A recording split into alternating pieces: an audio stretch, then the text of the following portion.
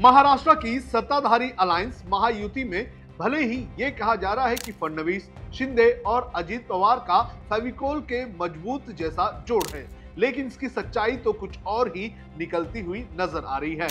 जहां एक तरफ सब एक साथ हैं ऐसा दिखाया जा रहा है, तो वहीं दूसरी तरफ तीनों के रास्ते अलग नजर आ रहे हैं। ताजा मामला मुंबई से सटे उल्लासनगर से सामने आया है, जहां एकनाथ शिंदे ने बीजेपी के उल्लासनगर में सबसे बड़े दुश्मन के साथ गठबंधन कर लिया है। जिसके बाद ये सवाल पूछा जा रहा है कि आखिर सत्ताधारी महायुति में क्या सच में सब कुछ सही चल रहा है। आज इस वीडियो में हम आपको बताएंगे कि आखिरकार एकनाथ शिंदे ने किसके साथ गठबंधन किया है और उसकी बीजेपी के साथ क्या दुश्मनी है। नमस्कार, आप देख रहे हैं लोकमत हिंदी। मेरा नाम है सोनू कनौजिया। सबसे पहले आपको बताते हैं कि शिंदे ने किसके साथ गठबंधन किया है। शिंदे सेना ने यह गठबंधन ओमी कलानी के साथ किया है। ओमी कलानी पूर्व विधायक और एनसीपी नेता पप्पू कलानी के बेटे हैं। पप्पू कलानी का नाम उल्लासनगर में काफी मशहूर है और वो एक कुख्यात अपराधी है। इतना ही नहीं, पप्पू कलानी को बीजेपी का सबसे बड़ा दुश्मन भी माना जाता है, क्योंकि पप्पू कलानी को हराने का काम बीजेपी ने ही किया था। इसी हफ्ते की शुरुआत में एकनाथ शिंदे के बेटे श्रीकांत शिंदे ने ओमी कलानी से उल्लासनगर में शिवसेना की शाखा में मुलाकात की थी, जिसके बाद ओमी कलानी ने शिंदे सेना को अपना समर्थन देने का ऐलान किया था। लेकिन इस ऐलान के बाद राजनीतिक हलकों में इसे बीजेपी की पीठ पर खंजर मारने जैसा काम बताया गया, क्योंकि लोकमत से बात करते हुए ओमी कलानी ने साफ किया है कि वो बीजेपी के सामने अपना कैंडिडेट जरूर उतारेंगे। ऐसे में सवाल ये उठने लगा है कि आखिरकार शिंदे ने ऐसा क्यों किया।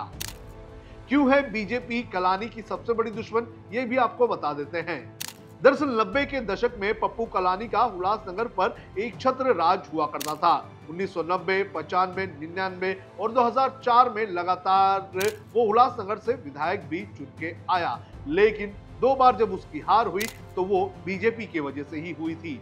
2019-2024 में बीजेपी के उम्मीदवार कुमार एलानी ने पहले पप्पू कलानी और फिर उनके बेटे ओमी कलानी को हराया, और इसी हार के बाद बीजेपी ने पप्पू कलानी और उनके वर्चस्व को खत्म करने का काम भी किया। इतना ही नहीं, बीजेपी के ही कार्यकाल में पप्पू कलानी को 23 साल पुराने एक मर्डर केस में उम्र कैद की सजा सुनाई गई और पप्पू को जेल में भेज दिया गया। पप्पू के जेल जाने के बाद धीरे धीरे बीजेपी ने पिछले 10 सालों में उल्लासनगर में अपना जनाधार बढ़ाने और पप्पू कलानी का जनाधार कम करने का काम किया।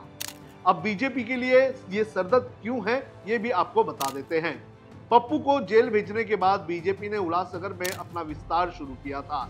यहाँ अधिकतर सिंधी आबादी के लोग हैं और अब कुमार एलानी, जो पैसों से काफी मजबूत हैं, वो अपनी पकड़ बना रहे हैं। और इसी में शिंदे का बीजेपी के दुश्मन के साथ गठबंधन करना बीजेपी के विस्तार में डेंट पहुंचा सकता है। और ओमी कलानी ने भी ये साफ कर दिया है कि उनका गठबंधन बीजेपी के साथ नहीं हुआ है और वो बीजेपी के खिलाफ अपना उम्मीदवार उतारेंगे।